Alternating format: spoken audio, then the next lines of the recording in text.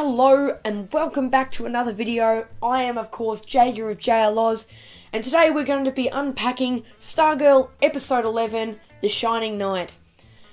Now this is a longly anticipated video. I've been referencing this episode in many of my previous videos. Make sure you go and check them out. They will be on my channel, of course. Before we get started, guys, make sure you go and subscribe to my Instagram, jloz.dc. It will be in the description.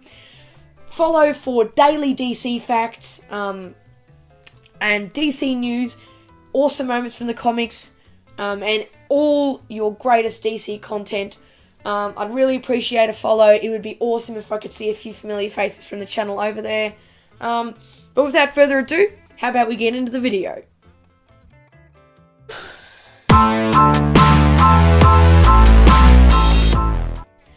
Now, this video being called The Shining Knight, obviously we have to talk about The Shining Knight. Now, you might be thinking, Jager, this is the episode called The Shining Knight. Why is he number 5?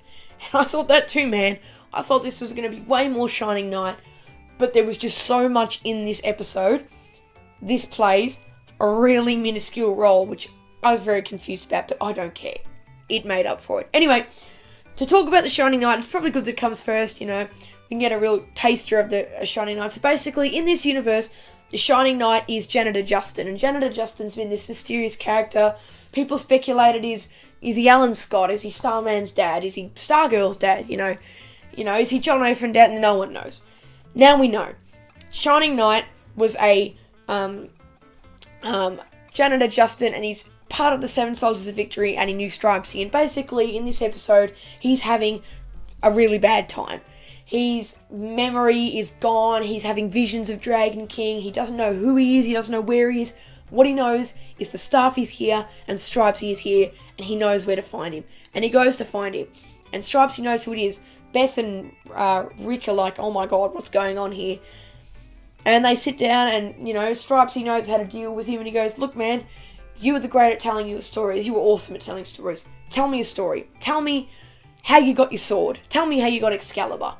And he does. He says King Arthur, he was a young peasant, basically, cleaning the horses' hooves in the stables, and King Arthur went, look, man, have my sword. You have it. Heroes can come from anywhere. And that's how the Shining Knight was born in this universe. And I thought that was a great backstory. May I mention here that the Shining Knight actor, he is doing a great job. It is great acting. He's breaking down. He doesn't know where he is. He doesn't know what he's doing. And it's very convincing. By the end of the episode, we sort of get a more refined, he knows where he is, sort of. He's sort of better than he was. What I will speculate here is, I really hope that the Seven Soldiers of Victory play a role, because obviously we get into a little bit of what happened to the Seven Soldiers of Victory. So they were all split up. And basically, Shining Knight goes after the dragon, as he calls it. Obviously, his memory's a bit fudged, so obviously by the dragon needs to be slain. He obviously means Dragon King. The Shining Knight overpowers, Shining Knight gets overpowered by the Dragon King or Dragon King's men. He's captured, and of course, because Dr. Ito / Dragon King is a very bad person, experiments on his memory and gets rid of his memory, basically, and breaks him. As he's the leader of the Seven Soldiers of Victory, and he was the bravest man, according to Pat. So I really hope the Seven Soldiers of Victory do play a role in this, and I hope that we can see them, hopefully in this series, if not next series. And if not then, the next series. Now basically, Brainwave plays a very small role in this episode. But this is of course the aftermath of the tragic death of Brainwave Jr., Henry Jr., and it's very sad, and we see Brainwave, and we know Brainwave. He remembers.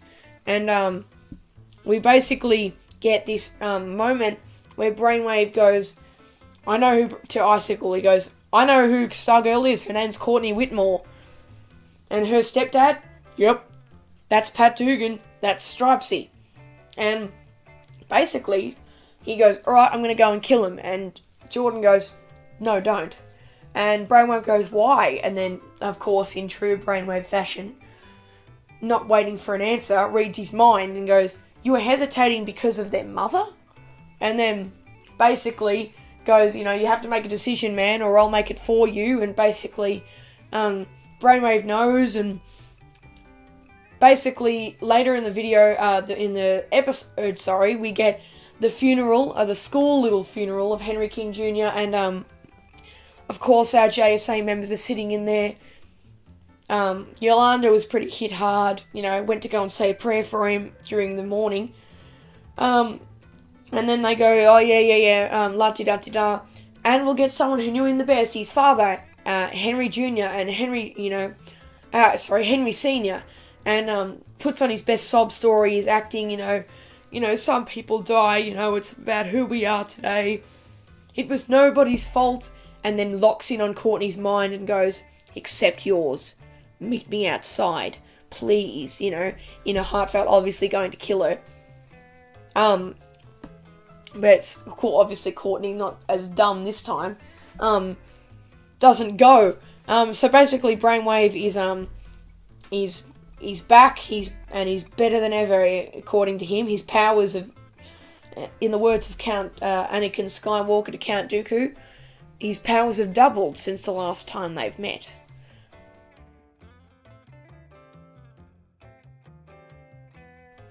Now, that stuff I was saying before about there's so many big parts? This is probably the biggest. In the last episode, we got a little Easter egg to a response from Sam Curtis on email. Well, good old Curdy, he's turned up. The bloke who Courtney has not seen in many years turned up on their doorstep, and he basically just wants to, hang out with Courtney, just wants to get to know his daughter. Very harmless reasons, isn't it? And I was always very skeptical of this guy because I knew of him in the comics. He wasn't a very good person. Either a member of a criminal gang by what I remember. He was definitely a criminal. Anyway, this guy turns up and they're all a bit, how you hear Courtney is not having a bar of it. Courtney is completely flabbergasted because obviously the idiot thinks that Stargirl's her dad. Newsflash, he's not. So basically they sort of get a bit to know each other, Pat's talking to her and all of this, and they're sort of talking and they go out for brekkie, and then they go back home, and then, they're all pretty happy, Stargirl's, not Stargirl, I won't call it that at the moment.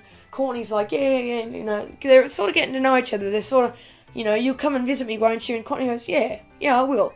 And then he, it's the give her the honey and bury the hatchet, all lovey-dovey, and then, oh yeah, that locket that you love, and the only photo you've ever had for me for your whole life?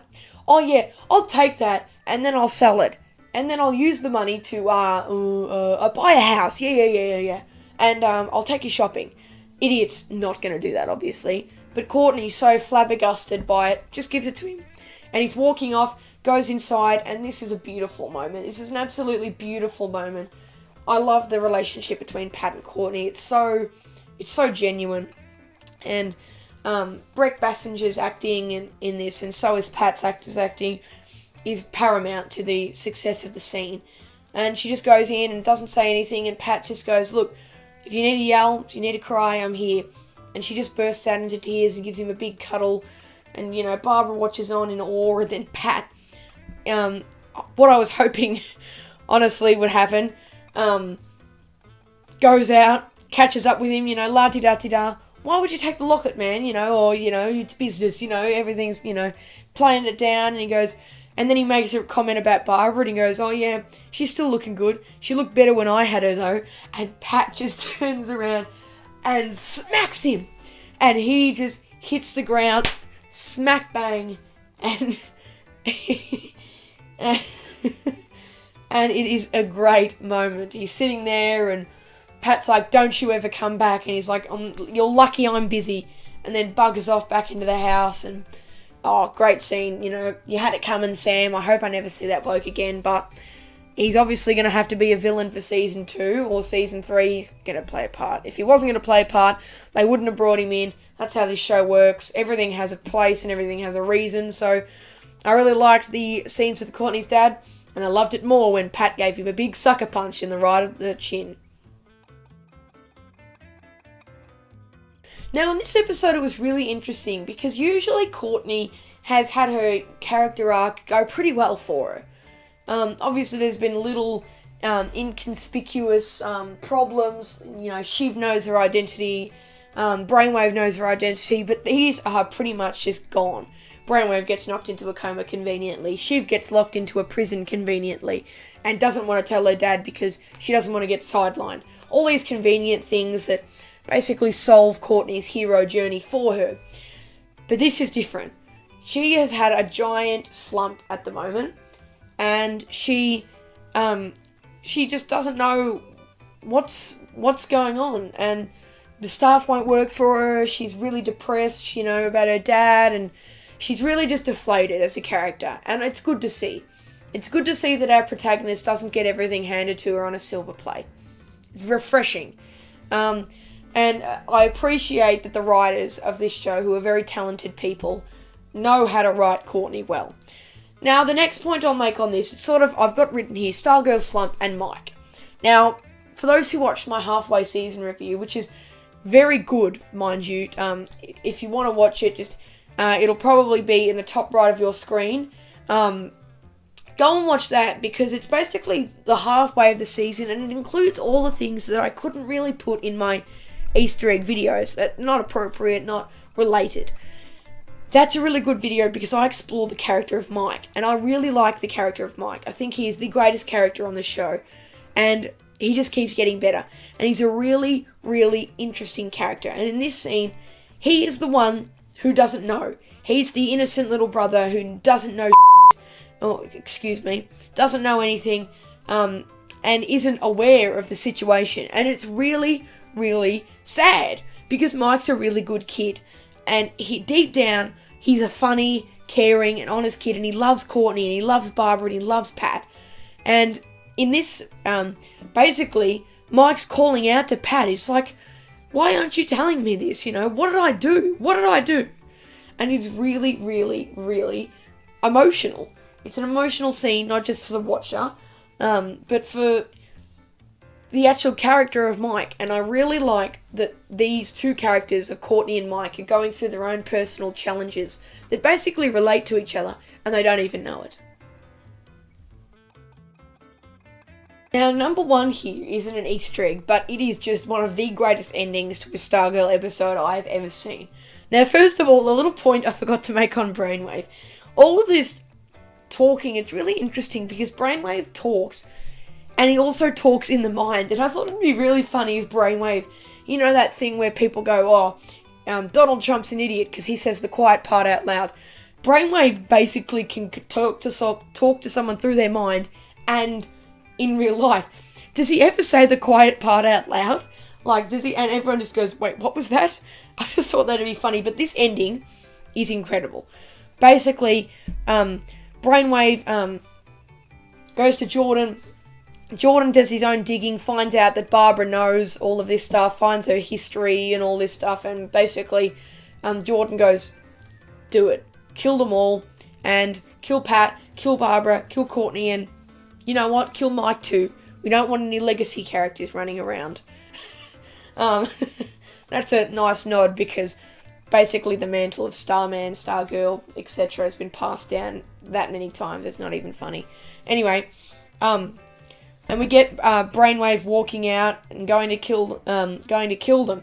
And before this, we have basically Stargirl really depressed in her slump, and Pat goes, what's wrong, Court? And she goes, look, the staff's not working for me. I'm not Starman's daughter, That's why it works for me, because the staff was fooled. I fooled the staff. Look, I just think that's crap. That, I could go up to the staff and say, yeah, I'm Starman's son, and you reckon it'll just work for me? No. Pat goes, look, Court, the reason it's not working for you is because you don't believe in yourself. And once you start believing in yourself, it'll start working for you, because it believes in you, but you need to believe in you too. And that's great advice. And Stargirl basically goes and does it by herself, and it doesn't work, and then she gets Pat and Barbara. And they help her, they watch, and they're with her, behind her, to support her, and the staff erupts into a burst of light. and Barbara and Pat, they're covering their eyes. It's so bright, and Stargirl has her eyes wide open. She's gazing on her newly working, passionate staff, ready to fight the ISA. And after this rousing scene, it was like the start of a Disney film. We switch back to the ISA headquarters, and Brainwave, off he goes. He's walking off. We flip back around. The camera pans towards Icicle. Icicle goes off, and then it pans to this TV, and it's basically a screen, and it's got a timer for Project New America. And you want to know how much time's left? Don't worry, I'll tell you how much time's left. 12 hours.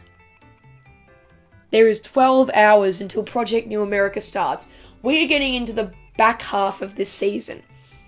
Now, this episode was called The Shining Knight. The next two episodes are called Stars and Stripes Part 1 and Stars and Stripes Part 2. Now, we, of course, we know that Stars and Stripes is the actual name of the comics run that this season is obviously based on. So we're basically getting the finale. The next two episodes, Part 1 and Part 2, are the finale. It's the finale. And this is really, really, really important. So,